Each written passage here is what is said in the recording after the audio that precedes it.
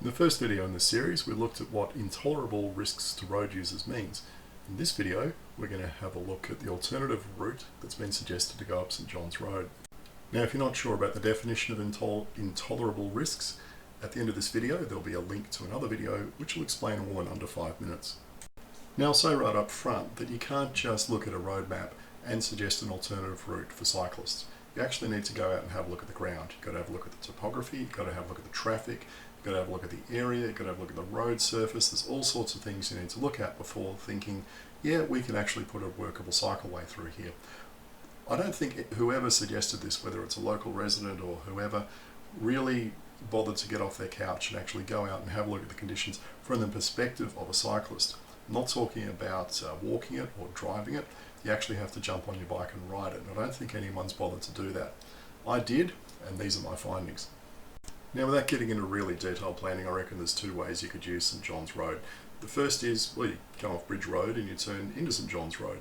The second is you go a little bit further up and you turn right into Ross Street and then left into St John's Road and use it that way. At the other end down towards Wentworth Park, I went right to the end and turned left at Wentworth Park. You can see on the blue line here. You might be able to take some of these other streets across, but I didn't investigate that. I just used what was suggested, St John's Road. Are there any major safety risks with choosing this road instead of Bridge Road? Well, yeah, there's four I can think of just very quickly. The first is there's still a concrete island on Bridge Road you've got to go around before you even get to St John Road. Doesn't matter whether you go down St John Road or Ross Street, you still have to go past this island. The second thing is you've got to turn right to get down to St John's Road at some point or another. You either do that at St John's Road or at Ross Street, and both of those are currently no right turns for a very good reason. It's dangerous as hell for a cyclist to do it. Third is down at the corner of Wentworth Park. Again, if you're coming back from the city, you've got to do a right turn across busy traffic. Always not good. And then when you get down to Bridge Road, you have to turn right onto Bridge Road, and that is a shocking corner for cyclists. Absolutely terrible. So when you weigh up what's worse, going down Bridge Road or taking this alternate route, well, you'd really have to think about it very, very carefully, because St John's Road is no panacea. And without trying to seem too facetious, asking if St John's Road is a viable cycleway is a bit like asking whether mayonnaise is an instrument. Now let's start by turning left out of Alexandra Drive and heading down Bridge Road. Now the first thing you've got to do, obviously, to get to St John's Road is you've got to get past this concrete island in the middle of the road. And the last thing you want to be doing on a bicycle is sitting out on the right hand side in the middle of the road waiting for traffic coming towards you to clear so you can get across. I mean, that's just a great way to get a car who's got a distracted driver, or saying the sun's in their eyes or something like that, just running you over from behind. Now, you could say, well, if we're going to do that, we'd have to put in a concrete island there, etc. Well, you're actually then getting away from the spirit of building a pop-up cycleway, which is just to put down temporary plastic things and paint, rather than tearing out concrete islands and putting in new concrete islands a bit further up the road. Now, I didn't actually realise this was a no right turn into St John's Road until I was halfway around the turn and went, oops, because I had just read Dr. Phelps' statement saying we should use St John's Road as an alternative, and I didn't even think that you wouldn't be allowed to do it.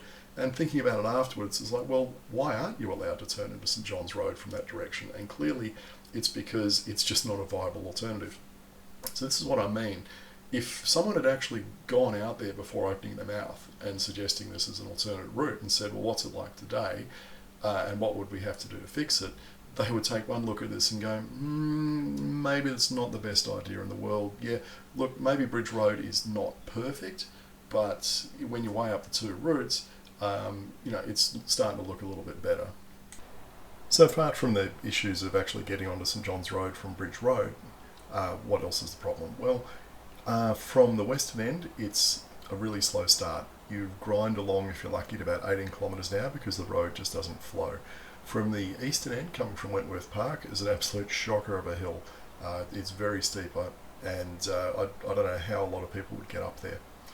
Bridge Road, on the other hand, it flows along quite nicely. You can get up a good head of speed because of the way the road undulates, and once you use your energy or your momentum when you come down from one hill to boost yourself going up the next one. So a lot of cyclists would simply prefer to use Bridge Road because of that kind of fast flowing nature, as opposed to the absolute grind that St John's Road gives you due to the topography. And if we look at the Strava data coming up from Wentworth Park, you can see in this instance it was peaking at around 12% gradient, which is pretty flippin' steep. I mean, it's okay if you're, world-class champions like Richie Port and you want to do some training, but if you're just a casual cyclist trying to get home, or if you're out for a ride with your family, this is a terrible way to go. Does it meet the criteria of being available for people ages 8 to 80? And I'd say certainly not. You'd have to be older and fitter and stronger than I think an 8-year-old to get up here. Could an 80-year-old do it? Well, I guess if you were been cycling for 20 or 30 years and you had the fitness and strength, yeah, you could. But otherwise, if you were just a casual cyclist, I think you'd really struggle. So, yeah, a route that interestingly could be classed as ageist and possibly even sexist. But let's not go there. And if we fall back on the Austroads standards for cycling, it says above 3%. That's not a good grade for cyclists. You can go to 5% for short distances, but no, it's not suitable as a cycleway. So is 8 to 12% suitable according to the standards or the guides? Absolutely not. Now, Bridge Road probably doesn't meet those criteria either, but if you're weighing up two routes and one's really steep and one's not so steep, then I think the guide would suggest you go with the one that's not so steep, obviously. Now, of course, the final problem with running down St John's Road to Wentworth Park Road is Wentworth Park Road is not really a suitable road for riding on either. I mean, it's a concrete shocker. You'd have to put a cycleway along both sides of this road, which is going to mean removing all the parking from St John's Road all the way around to Bridge Road on both sides of the road. Are people going to be too happy with that?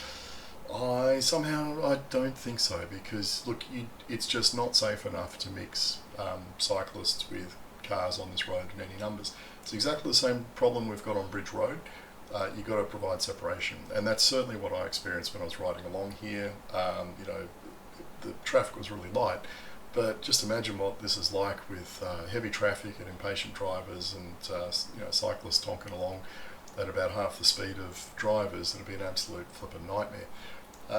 And worse than that, when you get to the intersection of Bridge Road, it's extremely confusing to get across.